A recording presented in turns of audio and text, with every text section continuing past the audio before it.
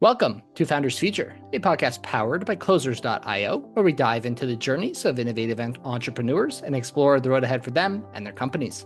I'm your host, Zach Young, and in each episode, we uncover the stories behind impactful ventures, the challenges faced along the way, and the strategies driving their future growth. Today, we're joined by Daya Naef, a lawyer turned coach, AI strategist, and growth expert who helps lawyers and business leaders build firms and companies they love.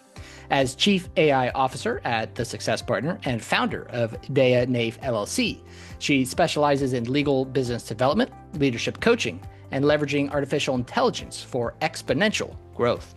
With over 20 years managing businesses and leading teams, Daya empowers clients to achieve career advancement, successful business transitions, and operational excellence through bespoke coaching and innovative strategies. Daya, a very, very warm welcome to Founders Future. Thank you, Zach. I appreciate it. Glad to be here. Absolutely. Going to be a great episode, a lot to dive into. Before we do, I do like to start with your background, though.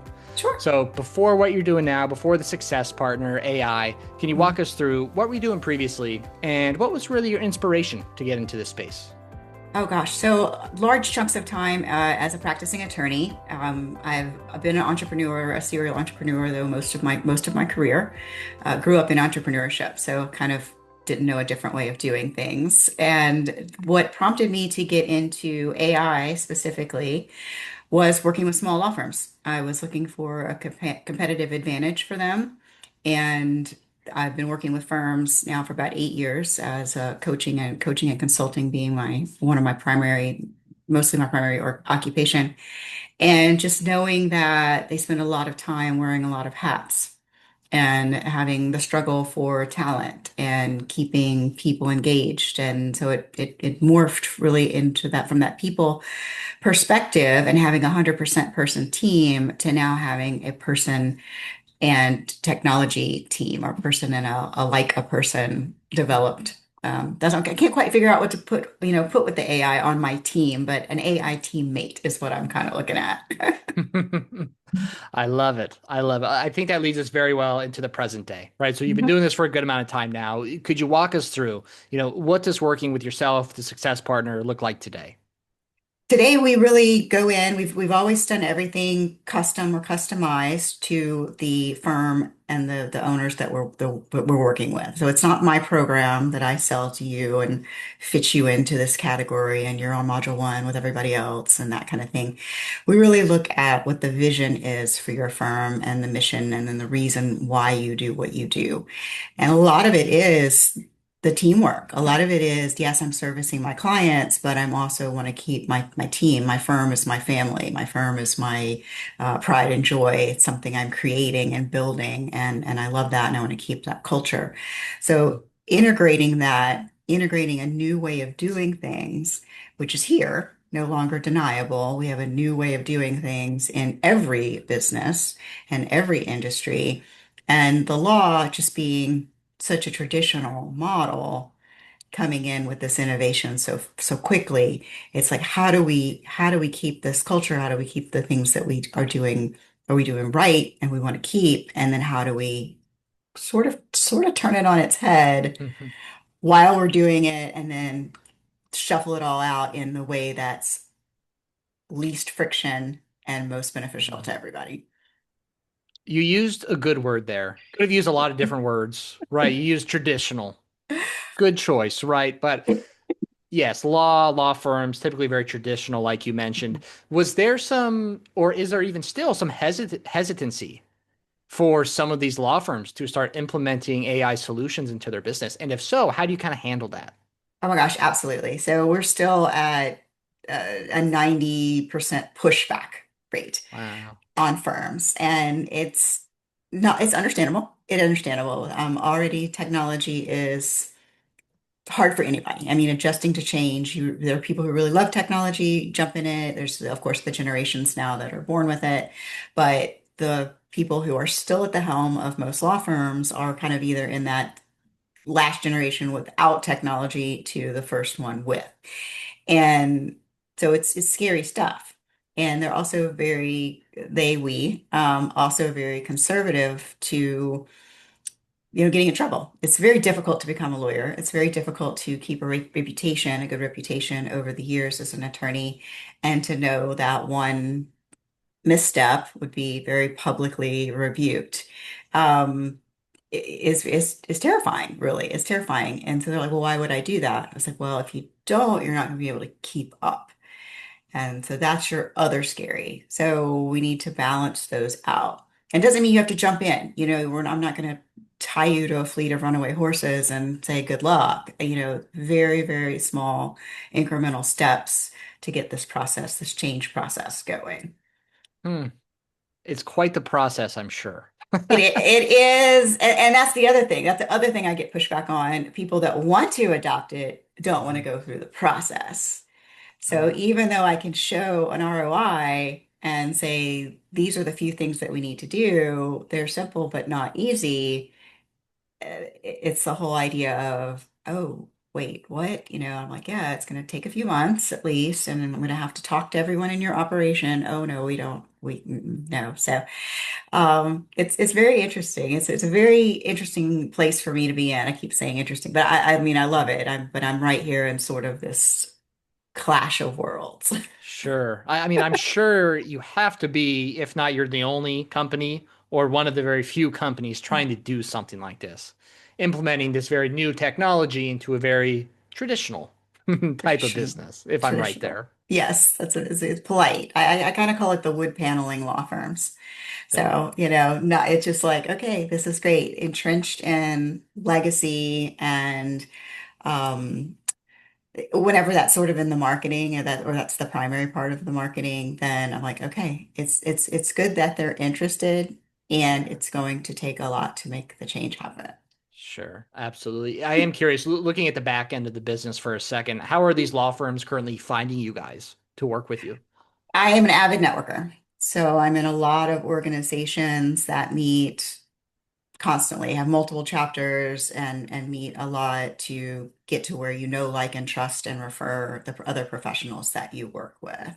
Hmm. Other professionals that bring us in are outside CMOs because they're handling the marketing and hitting some friction there. Outside CFOs, they're seeing some numbers that need to go a different way for a firm. And definitely we need to have some hard conversations. And that's not their department. So they bring me in to have those hard conversations. Talent, same thing. I get Mhm. recruiters. I get people who are maybe looking to jump from their firm, talk to a recruiter. Recruiter's like, no, I think they could do better. I think they've got a good position now. They're just not optimizing what's going on in their firm. They're not having hard conversations with the other partners about where the firm could be. And so that type of referral. I Okay. get a lot from podcasts, actually, being a guest on podcasts. People say, I saw you on the podcast. I'm like, awesome. And then CLEs. I put on continuing legal education for bar associations all over the country. Nice. Okay. So whether they want to or not, they got to listen to you sometimes. They do. It's a little tricky. I do sort of the end of the year programming. Different states end at different parts of the year, which is good. But I try to get that last day or two before the credits are due, which is a catch-22 because I have an audience, but they may or not be interested in what I'm talking about. I have to assume in a traditional place like law, networking, shaking hands, kissing babies is probably an important way of going about things. Yes, That makes yes, sense. very relationship based, very, very relationship based. Absolutely. You mentioned everything you do is bespoke, right? You're going into these teams, you got to talk to a lot of employees. Are you physically boots on the ground with a lot of these companies, or can you do a lot of this over Zoom? Both, both. Yeah, I try to do the kickoff meeting in person, and I do try to see them once or twice a year in person. Also, if we do like a full day retreat or planning day or something like that, I like to do that in the physical form and outside of the office if possible. And but most of our day-to-day work is online. Gotcha. Okay. I'm sure that's got you traveling all over the I country. love to Do you work travel. outside the US? I do. I've worked on a couple of I've worked with a couple of firms in Canada, Mhm. so not far outside of the U.S. And still in a time still in the same time zone, but some in Canada. Their firms are very similarly structured to ours. Mhm. I've talked to firms in other countries that just have a totally different business model than we do. Hmm. Very nice. Nothing wrong Mhm. with a little travel, that's for sure. That's for sure. I'm curious. I have to assume you've built out a team working with you. Am I right there? Yes and no. So I right now I have people who support me in my work, but I don't have any mini me's. So I would like to have that sometime in the future. So Got it. Okay. Any specific areas, you'd like to fill so you could focus more on this part of the business? Anything like that? yeah, that's a good question. Yes, actually, it's probably to build a whole team, a whole team. I could try to use a sports reference, but I'm not very good at them. But sort of making my draft, right? Making my Yes, definitely. I think I am also, I support small businesses and I am also a small business. So there's always the trade-off. It's like, am I going to do this for my business today, or am I going to, what am I going to do? Am I going to have client work, of course, comes first, but then am I spending too much time on client work? Could I put a pin in that and let that sit for a minute and maybe get some feedback, and then gone over here and done some annual planning or followed up on some CLE leads or something like that. Could I be doing Mhm. this? And how can I do that more systematically so that I'm optimizing my time? Yes, but I'm going to completely confess, I can always be better. Hey, we all can. All right. We all Yes. can. Yes. That is for sure. A lot of different types of law firms, Mhm. right? I'm curious, do you find yourself typically working with a certain vertical in the law space, or is what you do, applicable just about any law firm? It is applicable to any law firm. I find myself, since the base of my networking or base of my marketing is networking, I find myself in front of B2C firms mostly, family estates, probate, bankruptcy, these types of firms, criminal, and personal injury. So those types of Mhm. firms I find myself in front of because those are also the people that I come in contact with. Got it. Not to say a major M&A firm would not be totally fun to work with. Divisions of larger firms could also be a next step for me. So Mhm. yes, I'm Very up to the nice. challenge. Love it. Love it. So we've been talking about, how the just law industry is a little different, right? There's a lot of education that needs to go on here, especially with AI. So I'd love to know, you get a lead in the system, Mhm. right? I'm sure there's quite a nurturing process that goes on there. Could you walk us through the process of what it looks like, from someone coming in as a lead to them becoming a client of yours? What does that process look like? What's the typical time frame there? Things like that. I wish there were a typical time frame to start there at the back. It could go anywhere from 24 hours to 3 to 4 years. Wow. Yeah, and actually my 3 to 4 year one, like I didn't even do any continuous. We just ran into each other again and they go, "Oh yeah, I've been meaning to call you." And I'm like, "For 3 years." But it could be someone, hey, somebody's told me about you, or something along that line where it's sort of a referral handoff, and then we have a conversation, we hit it off, we start tomorrow. Okay, great, start tomorrow. That's rare. There's usually a very long education cycle, both on what we do, why they need it, why they should care, why should they change anything about what they're doing. A lot of internal turmoil, especially in the smaller firms who are like, well, if I get bigger or busier, then the scraps of time I have for me now will dissipate. The what ifs.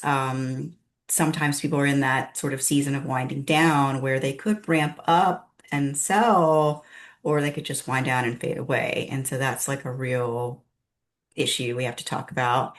So there's like a lot of competition for moving it forward.